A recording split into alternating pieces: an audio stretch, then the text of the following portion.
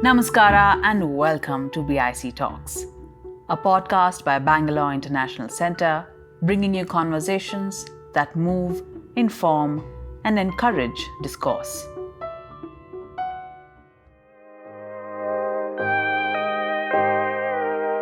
There has not been any person who has guided me in my life. Everything has come from within. So I have that burning desire to succeed, to do things. But did I have clear vision of what I would be over the next 5 years, 10 years? Do I have clear vision now? Accept that ambition and accept that grit and accept that burning desire to succeed. I didn't have a defined roadmap of what I would do. And that's what I tell a lot of youngsters, what should I be doing? And I tell them, please identify your strengths and try and mold your career based on your strengths rather than doing something because somebody else is doing or it's the flavor of the year or flavor of that particular decade, like IT or whatever. Now these days, all the digital businesses. But if you're not good in digital businesses, no point doing that just because everybody else is succeeding there. You have to tailor make something which is your strength. And if you do that, you'll enjoy pursuing that business, you'll be good at it and you'll go on improving. Hello and welcome to BIC Talks, a podcast by the Bangalore International Centre. I'm Srikrishna and our guest today is entrepreneur Harsh Mariwala, founder and chairman at Marico. While there's a small chance that his name might not ring a bell, you would surely have encountered the iconic parachute coconut oil from Marico's stable of brands. Marico touches the lives of 1 out of every 3 Indians through its portfolio of brands led by Parachute and Saffola. Parachute, of course, is the world's largest coconut oil brand, selling 1.5 billion or 150 crore packs every year, and 1 out of 10 coconuts grown in India are used by Marico. Harsh has given it his all in transforming Marico from a traditional commodities-driven business into a leading consumer products and services company. His recent book, Harsh Realities, The Making of Marico, co-authored with global business advisor Charan, talks about the journey of Marico and Harsh's personal journey of learning, spotting opportunities, risk-taking, and more. Having stepped away from day-to-day operations at Marico, Harsh talks about how he has had to reimagine himself, and part of that was scripting new chapters in life and work, and also bringing out his book, while continuing his quest to do more, be more, and make a difference. Harsh, welcome to BIC Talks, and thank you for joining us here. Thank you, Srikrishna. Thank you very much for hosting and calling me to speak to your audience, and my pleasure. Likewise.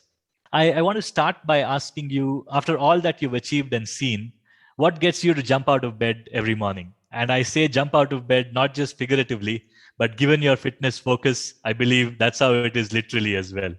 It is. I have to be active mentally and physically. So physically, I do a lot of exercise, almost 2 hours a day, every day. And mentally, I have to be occupied. I just can't sit alone without doing anything. And I can't go on just watching movies or just play golf.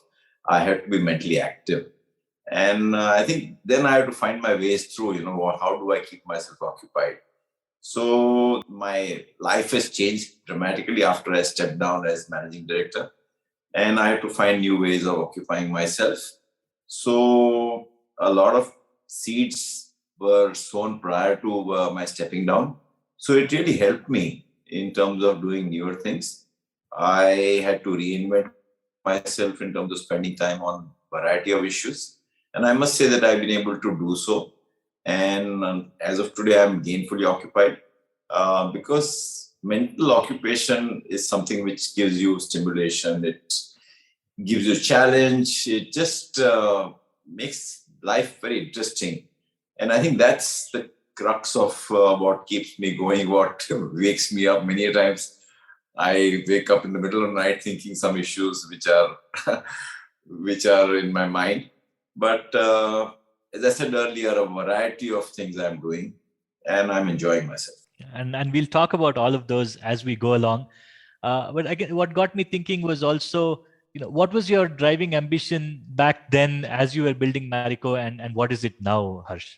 So, frankly, when I started working at a very young age, I did not have any clue what I was going to do in life. But one thing I was clear, I was not going to work for anybody else. I had to be in business because I, for one, thought that I was cut out for business. I had those genes. in me, but I didn't have any clue what I was going to do. I was also very keen not to pursue a business where I was weak in. And these areas are in terms of networking. I at least at that age, I was not a good networker. I was not a good seller at a one-to-one level, so I couldn't be in a B2B business where I would have to go to a buyer and make a pitch and try and sell. I was very poor at influencing, especially government and bureaucrats, so I didn't want to be in a business which made me go to Delhi or to the government office. And I was also very poor in technology because I'm more a business person and my understanding of technology is relatively weak. So I had to be in a business where I didn't have to deal with, shall I say, bureaucrats, professionals, high-tech businesses. And in a way, I found my calling when I started exploring my journey at a very young age. The business, which was set up by my father and my uncles, was mainly in bulk edible oils. We had other businesses also like chemicals, spice extracts. And I realized that if I converted that business from unbranded to branded, I would build a very solid business, definitely which would grow over a period of time and which would also be profitable. So there has not been any person who has guided me in my life. Everything has come from within. So I have that burning desire to succeed, to do things. But did I have a clear vision of what I would be over the next 5 years, 10 years? Do I have a clear vision now? Except that ambition, and except that grit, and except that burning desire to succeed, I didn't have a defined roadmap of what I would do. But as we grew, and as the business grew, one realized that one had to be an FMCG company. So that was very clear. I had to be in FMCG. That's what I love doing. I don't have to basically have to work with distributors, and it's very easy for me to deal with distributors and sales reps and create brands. Didn't require that much of technological input. Of course, in designing new products, you require technology and new product development. But it really fitted into my strengths. And that's what I tell a lot of youngsters, what should I be doing? And I tell them, please identify your strengths and try and mold your career based on your strengths, rather than doing something because somebody else is doing, or it's the flavor of the year or flavor of that particular decade, like IT or whatever. Now these days, all the digital businesses. But if you're not good in digital businesses, no point doing that just because everybody else is succeeding there. You have to tailor make something which is your strength. And if you do that, you'll enjoy pursuing that business, you'll be good at it, and you'll go on improving. So I have a very strong belief, leverage your strengths and try and nullify weaknesses. Of course, every person has weaknesses, but many people don't know what their strength is. So you have to identify your own strengths in terms of what is my strength. And that can be done by exploration with the family, friends, and things like that. Now, I think that business grew, but if your second question is... Yeah, what's your driving ambition today then? So my driving ambition is now changed from, earlier I did all the business building, build a company, professionalize it, had a very good board, build in all the issues relating to perpetuity of the organization in terms of strategy, culture, purpose of the organization. And now my endeavor is to actually add value, to others, make a difference. And I think that's very important. I have to make a difference to whoever I've interacted with. And in that context, I have written the book because I strongly believe that if I can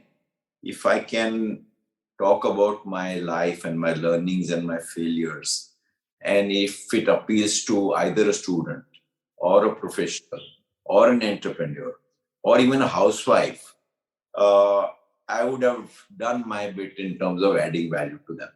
And this is one route, but I go on pursuing different routes to add value. So I do a variety of things. I work a lot with entrepreneurs through my giving initiative through Ascent.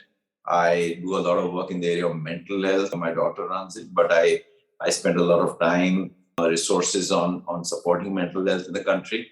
I run the Marico Innovation Foundation, where we support innovations. And I also interact a lot with mentors. And now, lately, in the last 2-3 months, I'm spending a lot of time promoting my book because I strongly feel that book has a strong message. And it's based on, I never realized the kind of feedback I got for the book, because the key feedback I get is very easy to read, a lot of take-home value, enjoyable, and it cuts across whoever I given. Even housewives, I sent my books to some of my friends and they gave it to their wives, and they also called me up that we enjoyed reading your book and we got some take-home value. So today I am willing to take a bet with anybody that if you buy my book and if you don't get any take-home value, I'm willing to give you a refund, So that's where I am. But I'm not trying to praise the book, but I sincerely think that it's come out well. And it has, I think it has a lot of take-home value for any reader, irrespective of the background. No, and I would completely agree. I mean, I, for one, took a lot, and that's also what drove me to reach out to you and have this conversation as well. I'm curious, how did the book come about for you? I find that there's a very interesting narrative style with the book, not just with the content, but also the voiceover conversations that come out in that sense between, by you and Ram Charan. Could you take us through a little bit on the journey of really how did the book come about, and what have you enjoyed through the process of writing and more importantly, I guess, narrating and sharing, Harsh? So that itself is a different story. How did the book come about? Before stepping down, I used to speak at various events, and every time after the event was over, I would get recommendations, suggestions from individuals who had attended that particular event. Why don't you write your book? So those seeds of writing the book were sown maybe 15 years back or 20 years back. And it went on getting reinforced when I started talking about my own stories.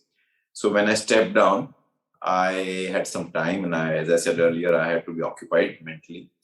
I said, let me pen my thoughts. I am not a very good author or a writer. So I have never had experience of writing a book.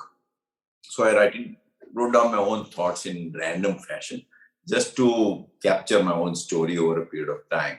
And then I went to some other authors. It didn't work out, so it took a little longer than what I expected. At some stage, in about 2 years back, I approached Ram Charan. I've known him very well, and somebody suggested, why don't you talk to Ram, whether he can co-author the book. So I met him, and he readily agreed, instantly agreed, because he knows me very well. So I think after that, I started interacting with him. And what he did was he gave a very good structure to the book in terms of how each chapter should pan out and how should the story pan out. After that was done, he read the book, and at the end of each chapter, he started giving insights.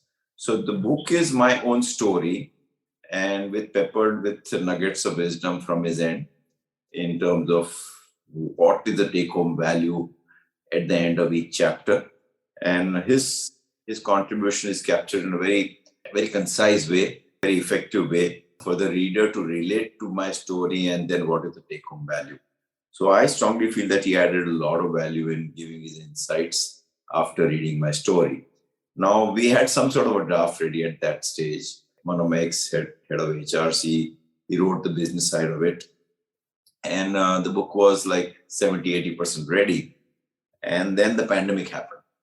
So the publisher felt that this is not the right time to launch a book. Let things get normal. At that time, my wife started reading the book, and she was not happy. And she said that it's not up to the mark. It was okay, but not up to the mark. It has to be excellent. So she said that, okay, I can add value. She knows me well, so she was able to bring in anecdotes from my end. She was able to bring in a lot of emotions which I had not covered in my earlier drafts. And she also improved upon the language and made it very, very interesting to read. So the pandemic really played a very important role in improving my book substantially, I would say. I would rate it maybe on a scale of 10. If I rated the book 10 today, it would have been in the range of 5 to 6 to a reader prior to pandemic. And her value addition was huge at that time because of the pandemic. And I also had the patience to sit with her every day for 2 hours. Things were not, if I was not stuck at home, I would have found it very difficult to spend 2 hours of a working day. Which is a story for a lot of us, yes. Yeah. So I think my book got a lot of value addition because of pandemic and because of her own efforts. Yeah, and I've seen that you have mentioned that in different places as well. So yes, and then I think Sri, I said, now let me make it a package deal. Being a marketer, I wanted a very good name. So I went to my Ascent entrepreneurs and asked them that, you said, send them book, draft of the book, and told them that please give me some name options. And out of those, many name options came in. I chose this name. I really like the name, and the impact the name has created about the book is also very, very positive. It's on my name. It's a very interesting name, and I think the overall feedback on the name is also very, very positive. So then we said that, okay, let's, normally one goes to the publisher in terms of the book cover. And of course, I also went to the publisher. They came up with standard kind of designs. And then somebody suggested, why don't you look at one lady who only specializes in book covers. So her name is Priya Pereira. She is based in Bombay. And I approached her. I didn't know her. I mean, somebody introduced me to her. So I approached her and she said, I want to read the book first before I suggest the cover. So she read the whole book maybe once, twice. She met me also because she wanted to understand me. And she wanted to reflect my personality on the book cover. So the book cover, as you've seen, is very unique. It's transparent. It is. It's innovative. It's minimalistic. And that's me. Basically, I'm very open, transparent, minimalistic, and innovative. So it captures all these four things on the cover. So they say that you don't judge the book by its cover, but I am saying that please judge the book by my cover. It's a total package deal. And that is interesting. I wouldn't have thought that there would have been this level of detail and thinking that would go into designing a book cover. So that's actually very insightful, and thanks for sharing that with us.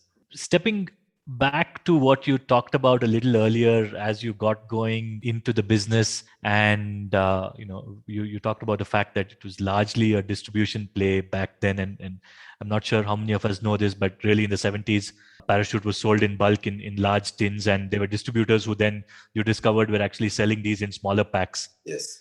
So what really ignited the passion in you to go retail, Harsh? And related to that, could you also talk us through a little on how perhaps that has trained you to spot opportunities that you've then gone on to continuing to do along the way? So I would say 3 or 4 reasons why this happened. Prior to my joining the business, after I finished my graduation from Bombay University, I went on a 1.5, 2 month tour with one of my friends. First time I went to US and Europe.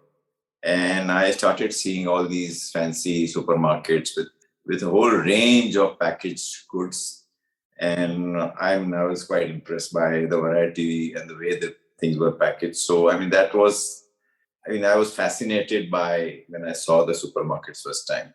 So that ignited me in me some sort of passion for consumer goods. Now, when I joined the organization, we had this edible oils business, which was making, where we had Parachute, which was mainly sold in bulk tins and in tankers too. We were selling in tankers to a party in Calcutta, which again, they used our oil to pack it in their small packs. And that was doing very well. My uncle used to say, see how this party has converted from bulk to small. So that again triggered a thought in me. And then there were some distributors who were doing well, and they were, as I said, we had 1 or 2 packs, 500 ml and 1 liter. They were selling those packs on their own initiative in parts of Vidarbha. And it just out of sheer curiosity, I went to Vidarbha, to Nagpur.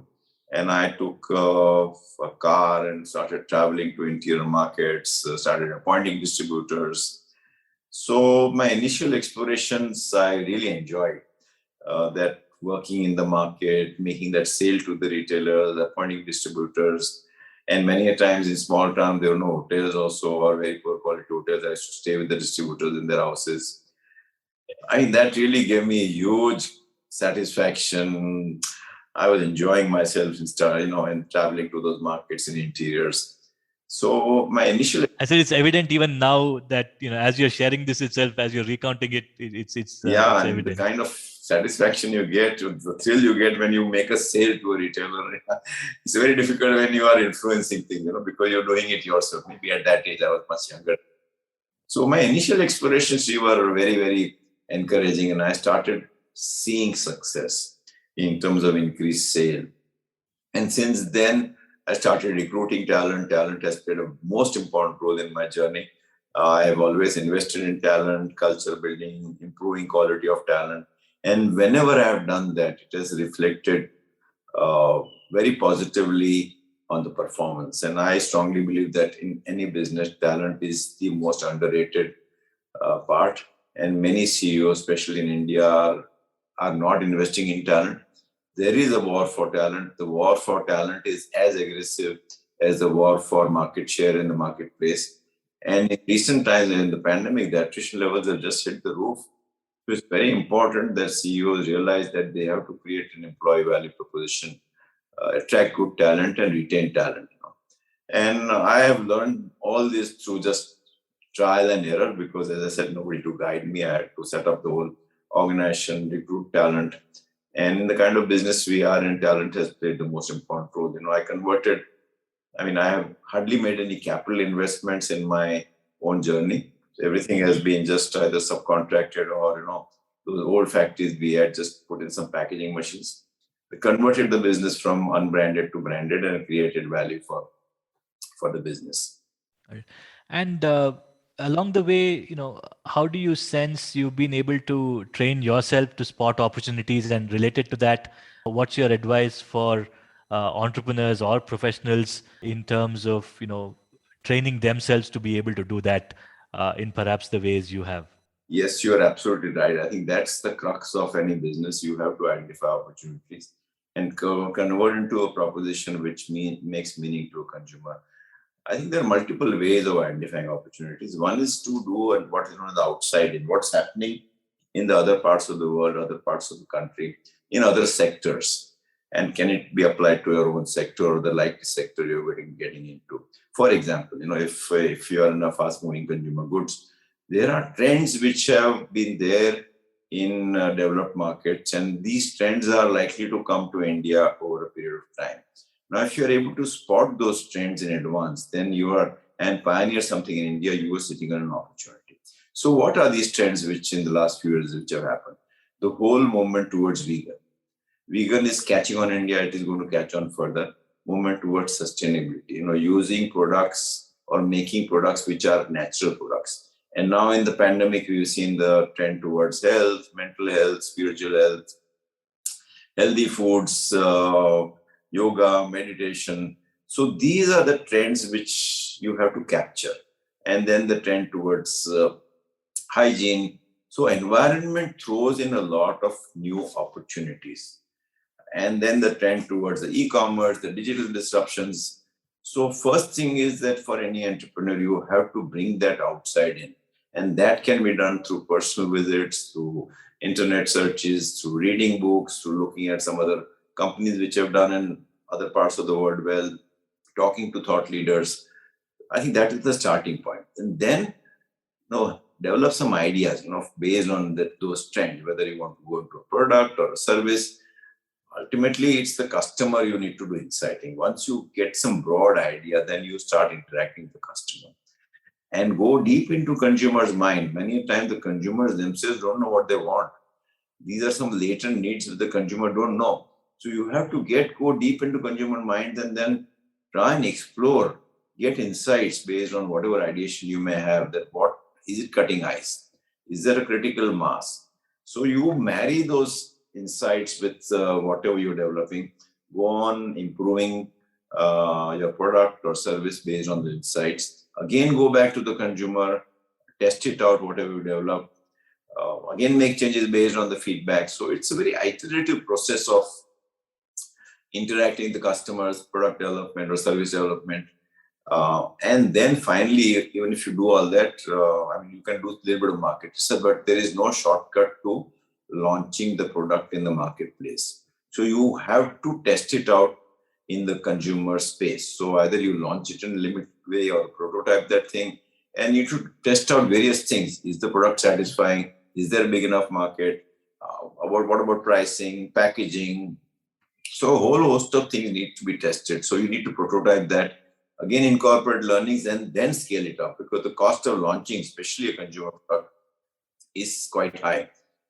To some extent, all that has got changed because now we have seen what is known as D2C brands, and you can directly market it through the Amazons or Nika, and you don't need physical distribution to that extent. You don't need big, large advertising budgets which you required in earlier days to advertise on television or press. So, but still in those journeys also consumer will play the most important role.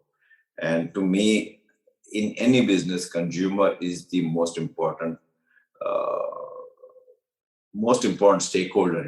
If you satisfy consumers, then you can invest in talent. Talent will also look at consumer. So consumer is the centerpiece in any business, and I think all businessmen should realize that. There's a few themes that come through at different points in the book, and I guess this is reflective of your journey as well. The whole aspect around people and culture related to that, failures and learning, and also the ability to take risk. And I think you've been very candid in describing your own journey through these different lenses. I do recall that on culture you've really said values lead to beliefs, beliefs convert to behavior, and it's that's what is goes into creating culture. Tell us more about that and how that's shaped up through your own personal journey and with people and culture at Marico, Harsh. So this is one of my favorite subjects, and I've given a lot of attention to culture. One whole chapter on culture, I think, must be 25 pages or so. And I strongly believe that culture is a source of competitive advantage. And when you start a new company, in my case, when the business was taken over by Marico from Bombay Oil Industries, I recruited a lot of talent within a short period of time, and almost 30, 40 managers. And when you do that within a short period of time, you realize that each one comes from their own set of beliefs and values in terms of leadership style, in terms of what to do with people, products, profits. So I realized that we had a melting pot of different cultures, and we need to unify that melting pot into a unified culture. Didn't have any idea how I would go about doing it, but I wrote down my initial thoughts in terms of what should be our culture, what should be our values. And over a period of time, I worked with my own team, involved the next level of management, and finalized our values. And in that journey, I realized that when you involve people, you get their commitment. Because in any culture building exercise, it's very important that the top 2 or 3 layers of management exhibit those values. Because if they don't, then people down the line will take it very lightly. I did not want a situation where the values were pasted at the reception. People down the line would start, take it lightly. That happens in many organizations. It's just there. So I spent a lot of time. First 3 years I spent in values getting enculturized. I went to each and every location, talked to all members, had group discussions, talked about where can we improve on our values. And our culture, we wanted a culture which was very innovative, very open, very transparent, based on meritocracy, very empowering. And I think we did that because we built it into our systems, we built it into our practices, and of course the leadership behavior. And just to give 1 or 2 examples, we wanted an open culture, so we were going to a new office. The brief given to the designer was it should reflect openness. We have town hall meetings every year where there's an open house opportunity available to all members to ask any awkward questions. We train our leaders to exhibit an open leadership style where feedback is they welcome feedback. So when you reinforce openness from different angles, you create an open culture. And the biggest, culture needs a lot of attention because it's just not one time you do that. On a perpetual basis, you need to ensure that the culture continues. And over a period of time, the leadership changes, people down the line change, you recruit new people. So it's a challenge. How do you integrate the newer people into the culture? So we have 1 full day for newer joinees. We have 1 full day spent on what is our culture, what is expected out of them. We again send them to that 6-day destination program talking about leadership style. So it's really helped us. And just to give 1 more example, and how do you create innovation within an organization? For innovation to happen, you need to have diverse talent. They have to be put in a situation where they openly dialogue with each other, because innovation doesn't happen in R&D lab only. It is through idea you have, you discuss with somebody else, and then that's how the idea develops. And then you empower people and encourage people to take risks. So because of all that, people take risks. We try and remove the fear of failure. We don't punish failures.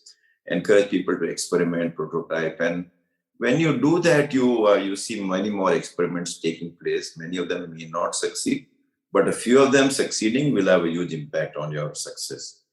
So, and we have innovation awards every year, internal awards which we celebrate. So, all in all, it's and we have value awards also, and whoever has exhibited something unique. So, the role of the top management is to reinforce values on a perpetual basis. And that's how you create a strong culture, which ultimately helps you in driving your strategy. And you've talked in multiple places about failure as well, and you just brought it up too. And what stood out for me was, the whole aspect of really embracing failure. How easy or hard has it been, one, of course, to embrace failure, be it with products or with people, but more importantly, then also how do you institutionalize some of that and drive that home in many ways? See, failure, there are two or three aspects to failure. One is, how do you feel if you fail? It's an emotional aspect, And I think on that front, I have said that, okay, I have to go on trying. It's okay to fail. Number two is, there is some other financial impact of the failure. Okay, if you have taken a big risk financially, can you afford it? That financial failure can, many a times in many cases, can be de-risked by prototyping on a small scale.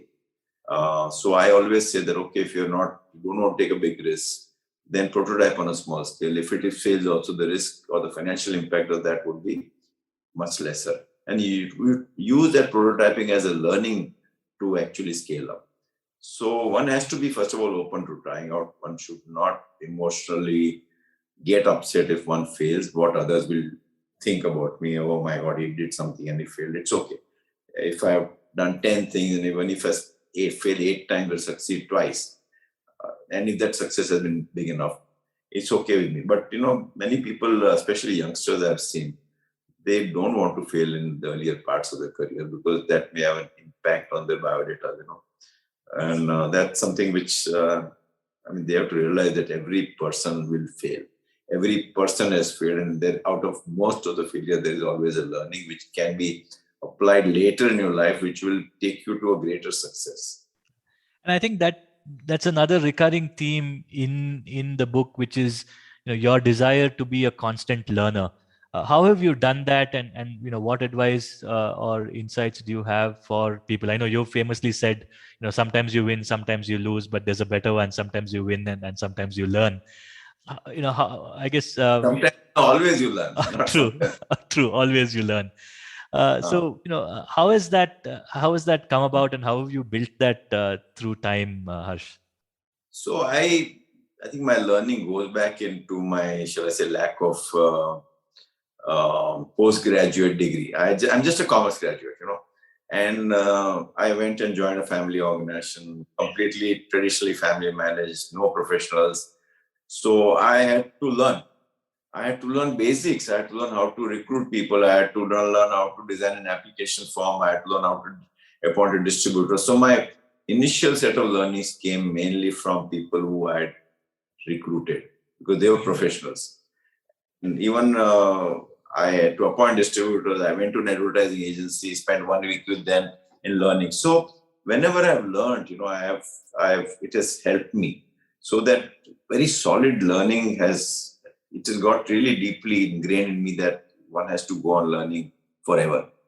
And because the environment changes, new skills are required to improve upon. So learning is something I would say that every person, it never ends, Unfortunately, many youngsters or many people who are highly qualified, they think that they've arrived in life. They don't need to learn. They've mastered whatever they were studying, and their journey ends. But journey is continuing, whether you're reading a book or interacting with whoever, and learning can happen at the lowest level. I've learned a lot from my sales reps, from factory workmen, and don't underestimate that. For that to happen, you have to have humility. You have to show that, okay, you want to learn.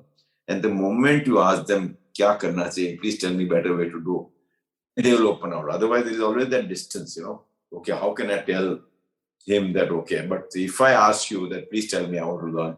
And if you tell me something, and if I welcome that, I may not agree to what you're saying, but I welcome it. Thank you very much, Srikrishna, for giving this suggestion. I may not agree with you, but thank you. And please go on telling me this suggestion in future. You will always be open. But if you told me something and I just ridiculed you, saying useless, you are a very bad suggestion, then you will stop giving me that feedback.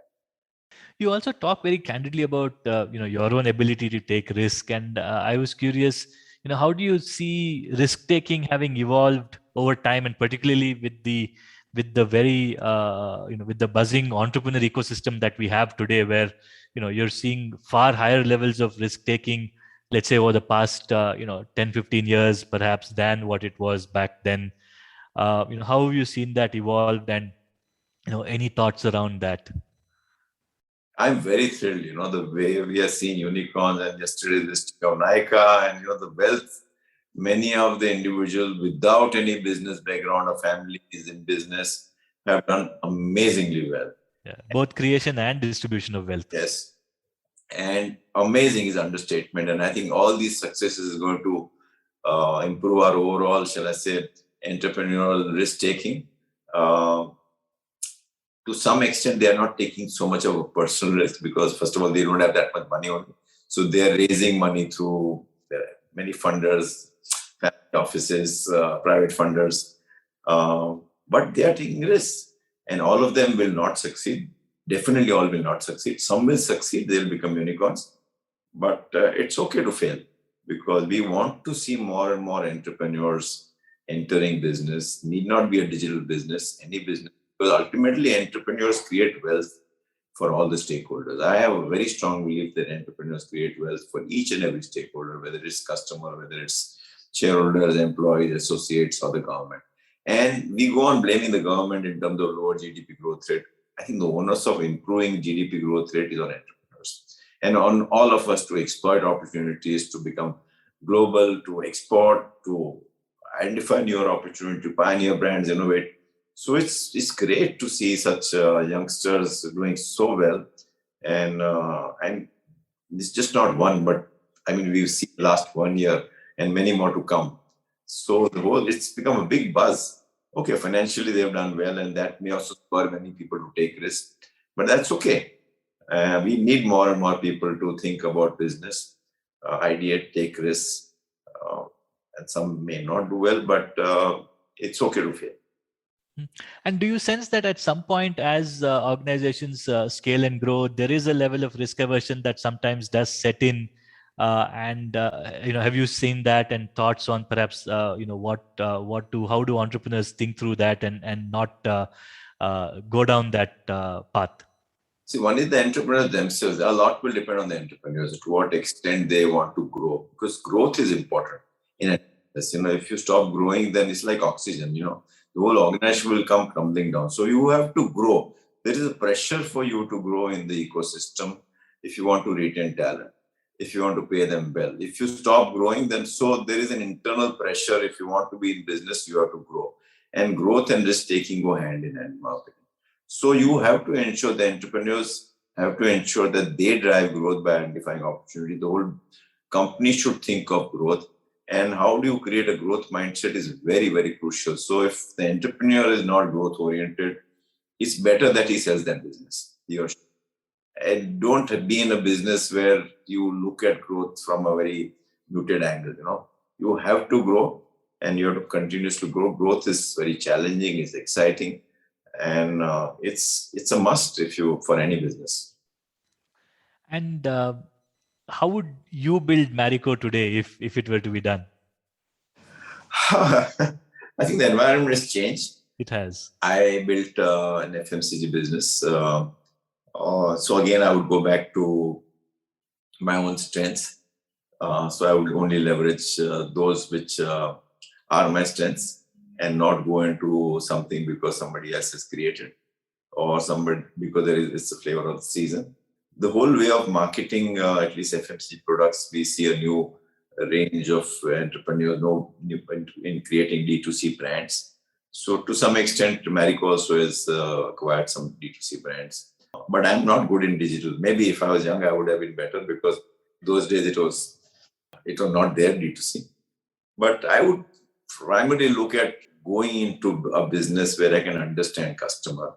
And to me, customer opportunity identification is the starting point in any business. And I'm not able to, beyond that, I'm not able to identify, but something which would not be highly technologically advanced, maybe FMCG, but the whole environment is very different today. It's very, very competitive. One would have to find a certain niche where there's an opportunity to grow in a non-technology-led business, which doesn't involve, again, going to the government, or which doesn't involve, again, going back to the B2B business buyers. And so how does that drive some of your thinking in life outside of and beyond Marico? I know you're looking at ventures, you're involved with ventures in aquatherapy, and of course mental health as well is a big area of focus for you. Do tell us a little more about how you're thinking of that, and what do you see as the way forward there? So, as I said, I have to be occupied. And apart from mental health, which is my giving initiative, I started with aquatherapy in Bombay. We have 2 centers where you recover from different types of injuries through either it's ortho issues or neuro issues, or women's health issues, or children's disability issues. And we have swimming pool, not swimming pool, we have pools where we make people exercise. Your weight in water is 1/10 the weight on land, and your recovery is much faster if you are able to exercise. Very good response, very good results. But then the pandemic happened, so we were virtually closed for 1.5 years. So now, as things are going back to normal, hopefully we will be able to grow in this business across India. So that's something which has kept me occupied. My daughter-in-law is now looking after it.